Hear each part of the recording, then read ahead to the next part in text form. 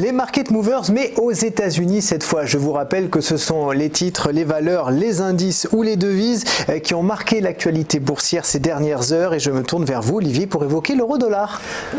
Exactement, l'euro-dollar. Je veux revenir sur une position qu'on a eue au début juin. Je resitue un petit peu le contexte. On est le premier vendredi du mois, qui est un 7 juin, donc assez avancé dans le calendrier. Les experts se reconnaîtront, c'est assez rare.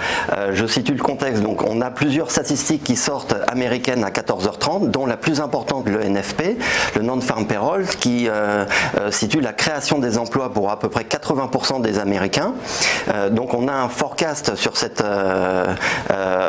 statistique, un preview à 205 000 emplois, un forecast à 175 000, et quand la statistique sort, on est à 90 000. Donc boum, les marchés réagissent à cela. L'euro-dollar s'envole, prend 45 pips en une heure. Inversement, le dollar-yen baisse, enregistre une baisse de 60 pips, et on commence à travailler. Je reviens sur un graphique du dollar-yen. On commence à travailler le support à 108. Donc il y a une grosse baisse. Là, on voit le 7, voilà, la grosse baisse qu'on a eue de 60 pips. Nous, on prend une position légère parce qu'on est vendredi, on ne sait pas ce qui peut se passer le week-end, donc on rentre à 107,95. On voit que les quelques heures après, le marché retrace un petit peu la baisse et on clôture au-dessus du support à 108. On est conforté donc sur l'analyse technique. En analyse fondamentale, on est aussi conforté par la politique de la Banque centrale japonaise qui a une doctrine d'affaiblir le yen. Donc on est conforté aussi en fondamental. Donc on garde notre position. À l'ouverture de dimanche soir, on a gapé à la hausse et on a recouvert l'ensemble, on revient à un niveau pré-statistique du NFP et on décide de sortir la position sur le haut de la journée de vendredi autour de 108,64 avec un profit pour commencer le mois à 69 pips. Antoine, vous vouliez nous parler, vous, de l'IPO de Slack? Oui, tout à fait. Slack qui a été introduite en bourse jeudi dernier. Alors Slack, pour ceux qui ne savent pas, c'est une plateforme de messagerie et d'échange de données entre professionnels et sa concurrence tout simplement Microsoft. En fait, c'est de plus en plus utilisé par des entreprises pour justement communiquer entre elles. Il y a actuellement 90 millions d'utilisateurs tout de même pour cette messagerie, plateforme de messagerie.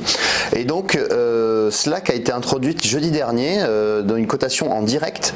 Alors une cotation en direct, c'est un petit peu différent des autres cotations.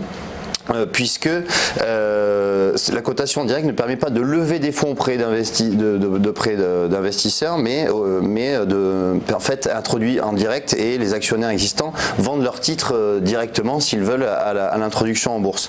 Ce qui fait que ça permet de payer nettement moins de commissions pour les banques d'affaires qui s'occupent ensuite de trouver les investisseurs pour introduire en bourse. On va dire que ça a plutôt bien marché puisque avant la cotation Slack, son prix de référence était à 26 $ et elle a ouvert à 42 $. Donc un bond de plus de 48% pour le titre.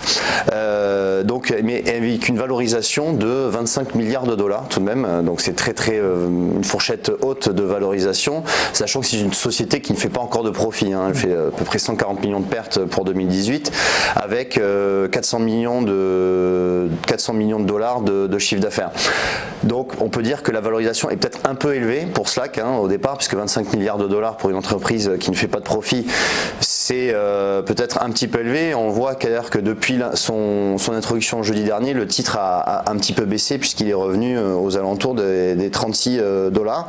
Mais bon, c'est une société à surveiller à l'avenir puisque c'est une société qui a une fort potentiel de croissance. Merci Antoine Fraissoulier.